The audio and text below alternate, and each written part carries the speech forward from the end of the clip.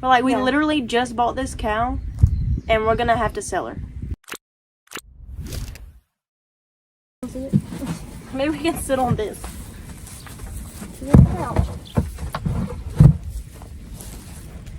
Excuse me. Well, hey everybody, it's super hot. We're gonna make this quick. So, she's trying to push me off with this. Ow! Hey! Sorry about that, excuse us. So we just kind of wanted to talk briefly about what our first week of milking was like. We'll show you the stanchion and kind of what our setup was. For backstory, stop, the goats are eating the tripod. For backstory, we got our cow butter in February and she was dry and was due to calve April 2nd. She actually did calve. The goats have knocked over the tripod. She actually did calve on April 2nd. Her actual due date she calved, which is awesome. With this red heifer behind us is actually the her calf. She is a Jersey Angus cross and she's super sweet. We left her on, we calf sheared. We're about to stop because she's about to be weaned.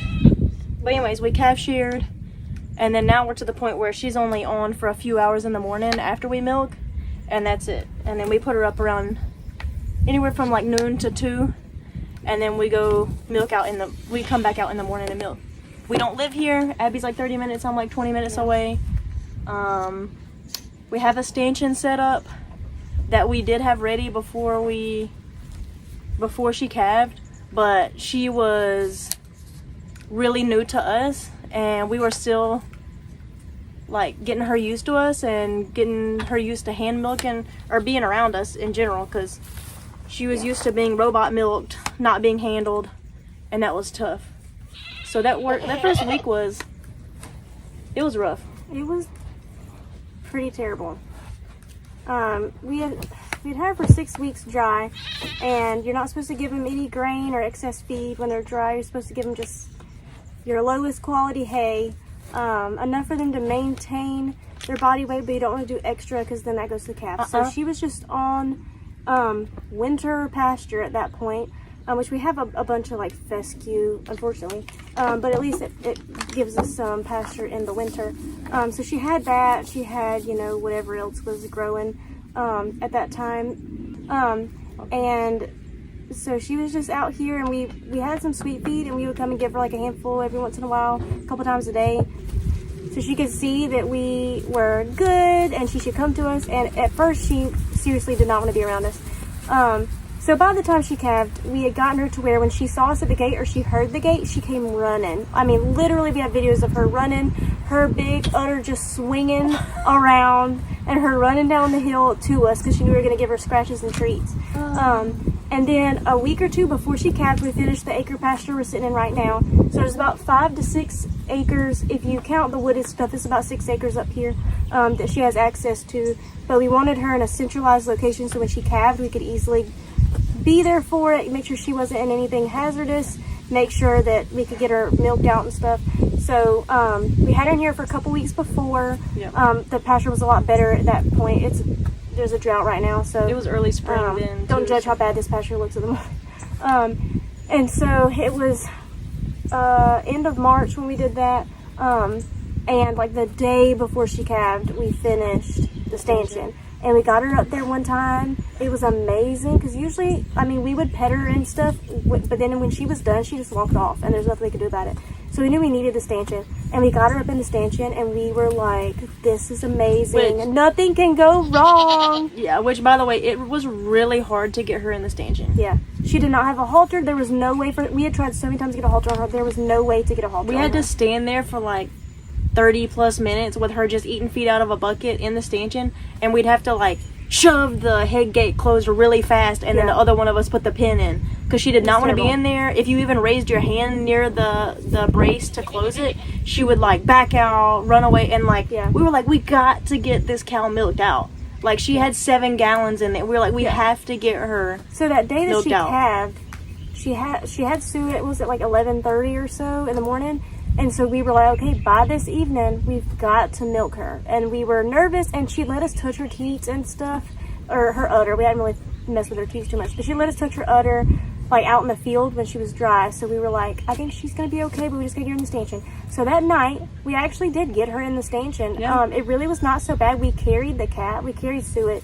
Obviously, she's We not drug her up. It was she was heavy. Like, she had to have weighed at least 75, 80 pounds. Yeah. Like, she was a big calf. And so we had to very difficult drag her up to the stanchion, and Butter actually went in pretty well. We had headlamps on. It was dark by then. And she was not aggressive with the calf. Like, we could do whatever with Suet. From the first moment, she really, and she's not like a very sweet cow, but she really did not care that we were touching her calf. Yeah. Praise the Lord. So we got her in the stanchion that night, and we milked her. We hand milked. It was our first time hand milking on our own completely. It was a mess. And she had so much edema. She was so swollen. I think we said in another video, like, her teeth were like this big around and like this long. How long do you think they were so swollen? I feel like it took us like 45 minutes of both of us milking together. But also, like, we had never milked. Yeah, so we we're didn't really know both what like, we're our doing. hands are tired. We don't know how to get the milk out efficiently. Yeah. We're like, it's going. We have videos. I'll put them up. Like, it's running down the bucket. It's dark. I was like, how are we ever going to get this milk to be clean? It was to cold. Be drank? Yeah. So it was colostrum at that point. So we kind of were like, okay, we have a little bit of time. It's not that important. So we froze what we felt was clean enough, but we weren't having to like filter it or keep it clean for us to drink. And then that next morning, me and Anna came out. We thought this is going to be so great and easy. And we could not get Butter to come to the stanchion. We could not get her up here. We were crying, to say the We least. sat on the feed trough and just sobbed together because she was so full and engorged with milk and swollen from the edema. And we knew that Suet was drinking really well, but we knew there's no way this calf can drink this much milk. And we could not get her. And she wasn't aggressive. She wasn't running away. She wasn't scared. She just was like, I'm going to sit here with my calf and I'm not going. Even when we brought the calf up, we just could not get her. She just was confused. Yeah. She didn't know what we wanted from her. We didn't even know what we wanted from her. It was awful. We were crying. We were like, oh man, we gotta sell her.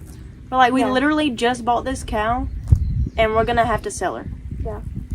And then we came like an hour later and we got her up in the stanchion. And she was kind of dancing around a little bit, so we put a board up behind her rump behind her. I wish we had a video of this part because I put it up, but we don't. The stanchion was just freestanding at that time, and she backed up and she broke the stanchion. She like sat on the board and collapsed the stanchion. We used a pattern that someone had made for their dairy cows and like have online. You can Google it. It's out there, and it's a good pattern, and like it had braces across it and everything. She pulled back, and it literally, all of the 4 posts holding it up just went swoop, and the whole thing just leaned. And so we like were terrified for our lives, thought we were gonna get crushed. We got the board out from behind her, opened the head gate, and she went out. And then we had to wait to fix it. We had to actually pull her lead rope. She had a halter on with a lead rope. Yeah, we had to pull it and wrap it around a that fence point. post that was like maybe 6 feet in front of her, so that Abby could pull the brace board off the back behind her, because she was literally sitting on it. Like, you couldn't pull it up. It was terrible. And so I ran up and grabbed her lead rope, and we were like, if we can't get this, like, she's gonna die or we're gonna die. Yeah. Maybe all three. I don't know. And it was at that point. So my husband came and he got the stanchion fixed later that day. So then we got back to where, okay, let's get in the stanchion. We put the 4 corner posts like in the ground, added more braces, added more big metal bolts and all kinds of stuff. We changed the head gate so that we could just slide a bolt in to make it faster. Yeah. And we finally because we were putting a piece of wood on top. Yeah. But she would move around so much and just jiggle push it it, off. and it would literally just fall off. And it wasn't screwed or hinged or anything. Yeah. But the bolt system to make a pin that it just goes in, it has been way easier. So it was really stressful. And then it's like throughout the process, we got all these little kinks worked out. And then it got to the point where the grain didn't really work anymore. She didn't want to come to the stanchion for grain, and we were having to like drag her up by her lead. At that point, we had gotten a rope halter, and we were just letting her drag a lead because you couldn't even get you couldn't even touch her face enough to clip it on. So we eventually like got that lead on, and we just had to drag her up there, and we'd have to wrap around posts and pull her closer, wrap around another post just to like hoist her closer and closer to the stanchion until she got in. And then we noticed her milk had a really off smell and flavor by the end of that first week, and we noticed that it was really weird, and it smelled like her breath. Which, by the way, I want to add, we were like to the point of almost giving up at this point. Like we were like, can we get her in the trailer? We were like, next okay, and so we'll just sell we're her? like, finally now we can get milk. Like, because now the colostrum's over. We're like, finally we can get milk. And then we start drinking it, and we're like, if this is how her milk is gonna taste, I don't want a family cow. Yeah. Because it tasted like a tire. And like, it was so bad. And we were giving it to like our children and our husbands, and like letting friends and family taste it, and everybody's like, this milk is sweet, it's so good. And we were like, Is it? but it actually smells and tastes like a ketchup bottle or like tomato sauce. We're bending the timer like this. And so, ooh, there's a wasp by the phone. Oh, gracious. It's okay. It's going away. It's going away. And so Sorry, you can sit. we were like, what in the world? Why did we just spend all this money and all this time and effort and blood, sweat, and tears for this milk to be nasty? And then it was like she was starting to look really skinny. It was hard to get her in the stanchion for grain. She was still eating grass really well. Yeah. So I was like, I've got some ketone strips because I know in goats, ketosis is really common. And so I'd had some for kitten season just in case we had any goats that ended up with ketosis.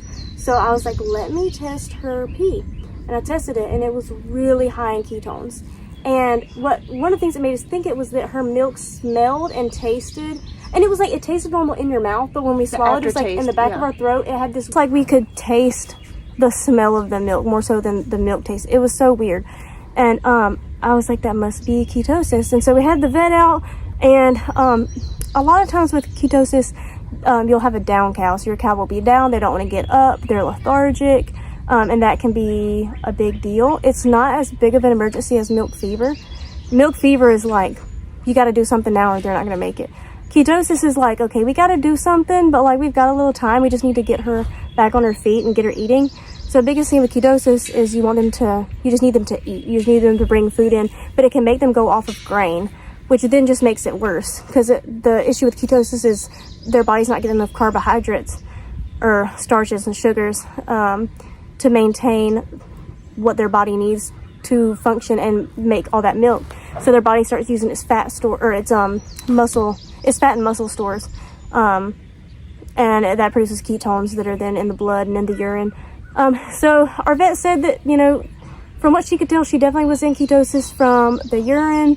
She said she kind of smelled a little bit on her breath, but apparently only some people can smell or taste it. So I guess we're the kind that can, and that was really unfortunate, which my kids said the milk was like the best they'd ever had. My husband loved it. All of our friends and family loved it, but me and Anna could not drink it. Like, I tried making cheese with it. I tried making butter with it, and it just made it worse. Like, it just was worse. The only thing was yogurt. Yogurt, I guess the way the bacteria processes it, it took it out of it. But when I made mozzarella, it was so much worse. So we knew something was wrong. The vet said that since she wasn't down, there was no reason to give her like IV dextrose or anything like that, and that we could just up her groceries. So we started giving her more. We slowly upped her grain. We upped her hay. So that's kind of where we were at the end of that week. We ended up having to do a bit of a treatment for ketosis. So a lot of times what you can do if it's not too bad is you do propylene glycol. We tried that, and it was already hard enough to get her in the stanchion. So to get her in there and then try to give her propylene glycol was literally impossible. We tried really hard. We tried to drench her with it. It just was literally impossible. So then I looked at some studies and reached out to some people, and it turns out that red wine is a treatment for ketosis. It's obviously not enough to produce any kind of drunkenness or buzz for the cow. So we went with what the studies suggested. We did a little research on Google Scholar, and we halved the amount because she's a Jersey and not a big old Holstein like used in the studies. And we honestly, that fixed a lot of her issues with the stanchion because she loved it. We got the red wine, we poured it into her grain, and she acted like it was the best thing she'd ever had.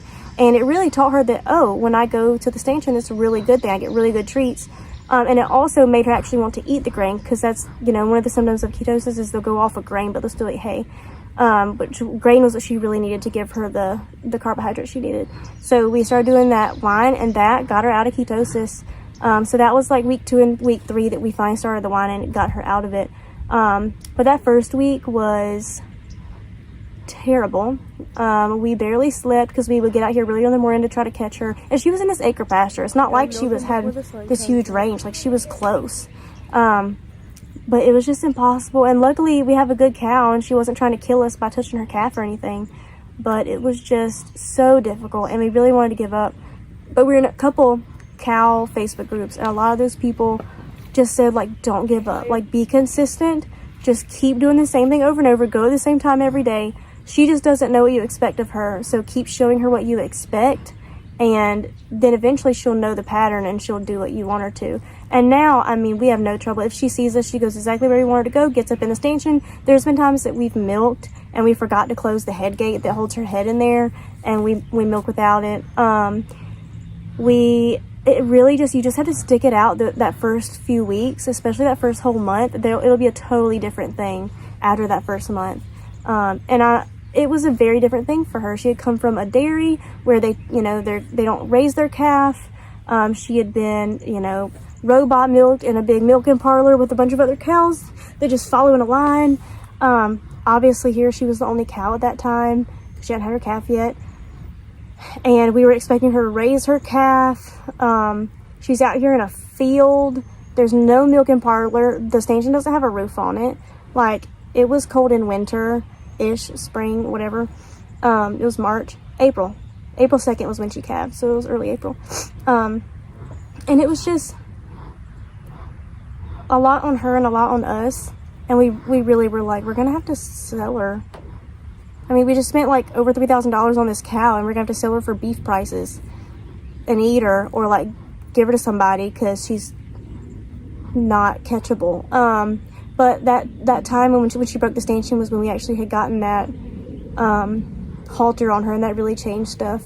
Letting her have the rope halter on with a lead on, if she had been just out in the 5 acres, we wouldn't have done that because there's trees. But in the acre pasture, there's no trees and there's nothing she could have gotten hung up on. So, and we were coming out here a ton, so we knew, like, her dragging this lead is fine. And it made it to where when she stepped on the lead, she would feel that pressure. And at first she tried to fight the pressure, and then that was just stupid. She couldn't go anywhere. She was standing on it.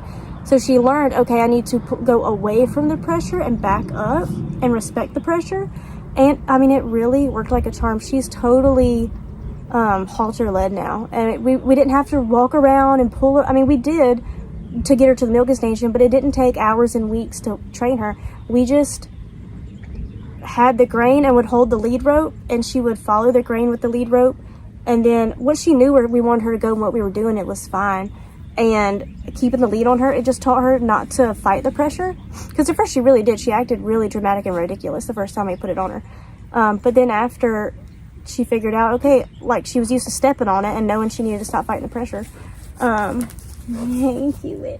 She did a lot. What are you doing? You stretching? Y'all see this cow? We got baby. Suet is now trying to be halter trained. I'm working on a video for that. It's going interestingly. Y'all right? Need some water? Are you sniffling? Come here. Give you pets. Look at your pets. The good girl. She's so cute, but she's sassy like her mama sometimes. But we are so glad that we stuck it out and didn't give up, because we would not be where we're at, and it is so much better now. Like, I wish I could just go back and tell myself, like, hey, like, in 2 months you're gonna be sitting on a bucket with the calf scratching her neck like this, and your cow is gonna just walk up in the stanchion when she sees you come to the gate, and you're gonna use a cheap milk machine to just milk out 3 gallons a day. Which we can talk more about her supply and stuff, because we actually lowered her supply on purpose. So we can talk to y'all about that a little bit. But that really helped, keep the ketosis from coming back. Look at that girl. Look at that girl. Oh, I love her. I love her. She's a good baby. And one day, hopefully, she'll be a good mama, like her mama. And there's the goats. But yeah, don't give up. If you're in this stage 2 and you're trying to figure out how to get your cow, like, your arms are going to strengthen. At the beginning, you're going to feel like you just never get your cow milked out. You're going to feel like you're milking forever and milk is still somehow coming out. But after a while, we hand milked for 2 months.